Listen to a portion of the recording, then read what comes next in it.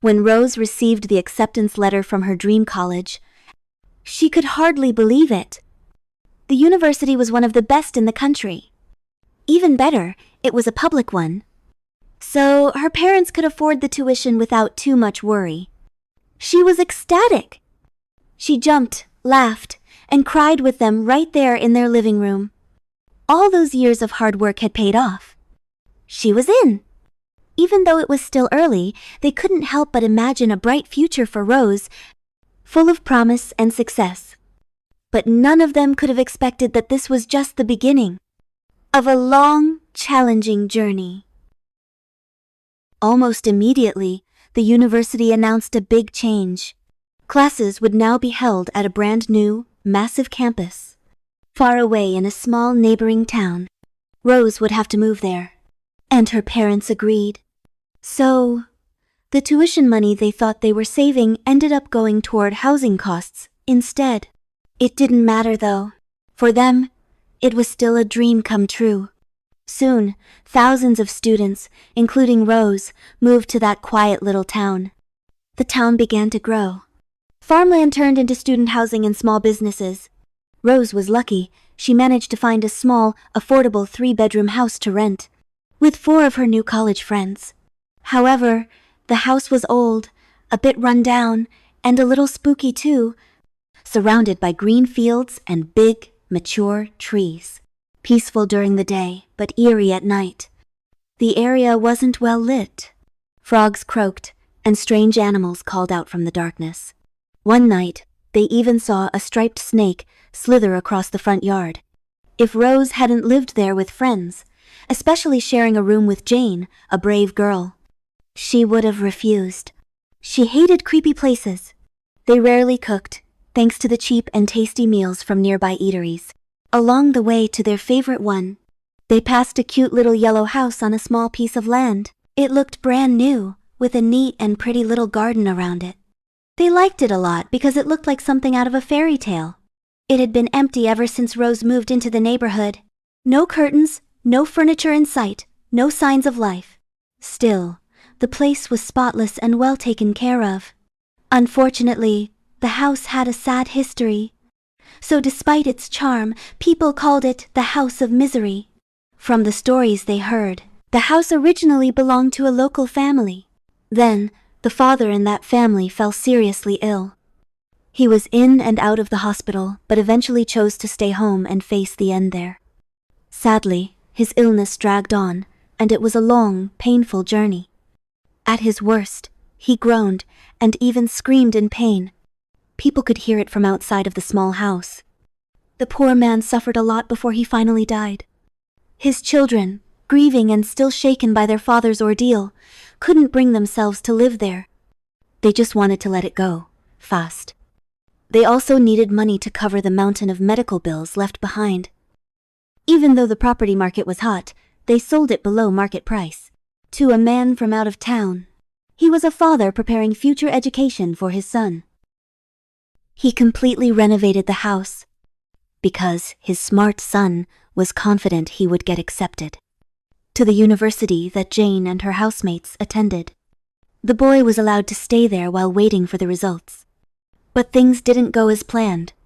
The boy didn't get accepted. The family was disappointed, especially the son. He was devastated. He became distraught, stopped talking, and refused to leave the house. Then, neighbors began hearing the boy's voice that didn't sound normal, laughing, crying, cursing, and yelling. They reported it to the father.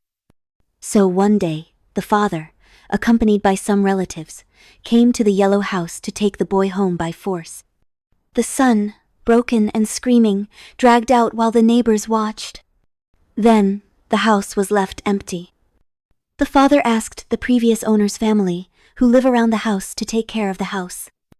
Rose and her roommates didn't understand why the cute house was left empty and sad. There were so many university students who needed a place to live. Maybe, if cheerful, fun students lived there, the sadness of the house would go away. In fact, they would have preferred living there over their current rental. An old, worn-out house with a somewhat eerie atmosphere. One late afternoon, Rose was walking by the yellow house alone. But she didn't pause to admire it like she usually did because her mind was elsewhere, occupied by academic worries. Her choice of major was harder than she expected. Even though her classes were still basic, she was already struggling to keep up. Her grades were slipping, and the fear of failing was starting to set in. The excitement of getting into her dream college had faded. Now, all she felt was pressure. Heavy, constant pressure. So she didn't notice she had reached the front of the house until she heard it. Rose startled. She didn't like people whistling at her because it felt like harassment. She looked around, but the street was empty. Her eyes went to the yellow house. It was silent and empty, as always. So she brushed it off. Maybe a bird, she thought. Then she walked on. But the next time she passed by the yellow house alone again, the uneasy feeling returned. She tried to stay calm, even smiled at a neighbor across the street.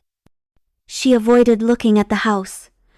But then, strangely, when she reached the spot right in front of the fence, she felt a strong, irresistible urge to turn her head toward it. Her steps stopped. She turned fully to face the house. And then she just stood there, frozen, unable to look away. She didn't hear the whistling sound like before. But this time, it felt like the house was staring back at her, with empty, hollow eyes. She sensed loneliness, sorrow, and even despair emanating from it. The feeling was so intense, almost like something alive, spreading out through the windows on both sides of the front door. Rose got goosebumps and felt deeply unsettled. But she had no idea what actually happened, though. So, once again, she just shrugged and walked away. She told herself it was just her being timid, as usual. Until one day, after another draining day of classes, Rose felt overwhelmed and unwell. She fell asleep in her bedroom and woke up around 7 p.m. to find all her housemates had already left for dinner. A message from Jane, her roommate, on her phone explained they hadn't wanted to disturb her deep sleep and suggested she join them when she woke up. Despite still feeling sick and with night falling, Rose didn't want to be alone in their creepy rented house. She decided to meet her friends at the eatery, hoping a warm meal would lift her spirits. Worried they might be finishing up, Rose chose the quickest route, passing the yellow house. However, as soon as she stepped into the quiet, poorly lit, and empty street, she regretted her choice. Pausing before the yellow house, she debated whether to turn around and take a different but longer route, or face her fear. But then Rose felt embarrassed and angry at herself for being afraid. Determined not to let fear control her, she decided to go on. With her unfit body and a headache nagging, Rose didn't want to run for fear of tripping or falling right in front of the house. She walked quickly, staying far away from the yellow house. She didn't want to look at it. Her eyes were fixed straight ahead. But just like before, an invisible pull made her stop in front of the house and forced her to look at it intently. Her heart raced. She dreaded looking at the house. The streetlights only lit up the front of the house. The sides, and especially the back, were left in shadow. Inside, it was pure darkness. Most likely, no one was in there. No one would want to sit in the dark at this hour. But the sound, the whistle, it came again. Lower this time, but closer. Rose was totally freaked out and froze. Her gaze, as if guided by something unseen, shifted to the side of the house. She had no idea when or how it appeared, but there it was. Someone, or something, standing by the wall. A very dark figure. Much darker than the already dim surroundings. It looked kind of human.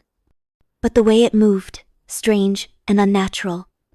It looked like it was made of dense smoke or solid fog. It wasn't tall or large, but it looked terrifying and threatening. Rose felt like it could leap at her. Filled with extreme fear, her legs finally moved on their own. She took off. Fast. She didn't care where until she finally stopped, gasping for breath.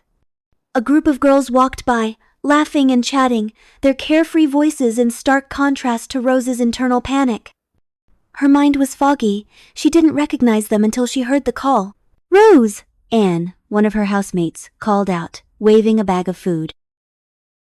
Instead of replying, Rose sank to the sidewalk, sobbing uncontrollably. Her friends, alarmed, gathered around, asking what happened. They tried to calm her, but she kept crying. The scene made passers-by curious and asked what was wrong. Her friends felt uneasy, so, after making sure Rose didn't need help from those people, they decided to take her home. With her friends' support, Rose stood and walked with them. But as they neared their usual route, her panic returned. "Don't go that way, please," Rose begged, her voice breaking. Confused, her friends looked at each other. But seeing how upset Rose was, they didn't argue. They changed direction, taking a longer path back to their rented house. That night, wrapped in blankets, Rose told them everything. The whistle, the pull, the sorrow, the loneliness, and, of course, the dark misty figure. Silence followed her words. Her friends looked at each other, seeming puzzled. Jane, always the skeptic, shrugged. "Are you sure? Maybe the whistle was just a bird, and the black figure was your mind playing tricks." Rose cried again at Jane's dismissal, and the others snapped at Jane. She quickly apologized. She knew Rose an honest person and didn't like making up issues, and she'd never cried like this before. After that night, Rose changed. She spoke less and looked tired and distant. Her friends knew that in addition to being scared of the yellow house or anxious about her studies, Rose was also embarrassed about being the only one in the house struggling in college. They begged her to go home to her parents' house for support, but she refused. The campus was too far from her parents, and it would make her study worse. She also didn't want her parents to know and worry about her struggle. She never spoke of the yellow house again. She also asked her friends to do the same, but Jane couldn't let it go. Something had terrified Rose enough to break her down in public, and Jane needed answers. The following days, Jane and her skeptical classmate, John, walked past the yellow house multiple times. Each time, nothing happened. No whistles, no pull, no black shadowing figure, just silence. The house seemed to mock them, drawing them in without revealing anything. Frustrated, Jane broke her promise to Rose and began asking around. But finally, Jane got more information about the yellow house from John's landlord who lived across their rented house. It was about the upset son who got dragged out of the yellow house. He had actually applied for the same major Rose was in. That program's supposed to be really tough to get into. But the boy wasn't just overconfident about his abilities. He also seemed kind of obsessed. So when his dream didn't come true, he got really depressed and eventually just broke down. When Jane told her housemates about it, Rose got upset. She felt a bit embarrassed when she realized she was kind of connected to that boy. They'd picked the same major. And even though Rose got into the university, she still ended up feeling super stressed, just like him. For Rose, just picturing that stressed-out kid getting dragged out of his house was too much. It just broke her heart. "I told you not to mess with that house," Rose said sadly. "Leave it alone." Anne added her own warning.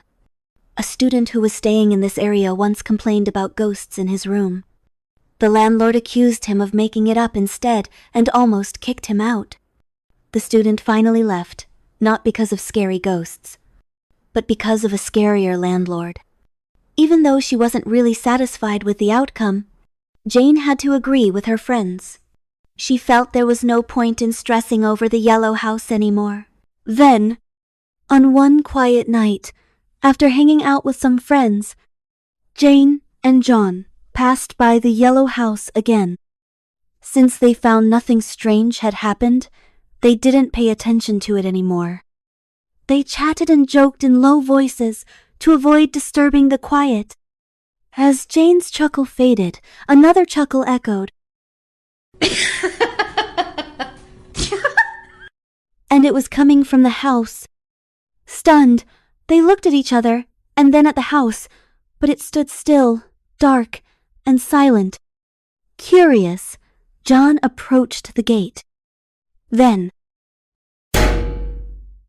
a stone hit the inside of the iron gate. They jumped. John even cursed. Angry, he shook the gate and tried to open it. He was ready to confront the black figure that had harassed Rose.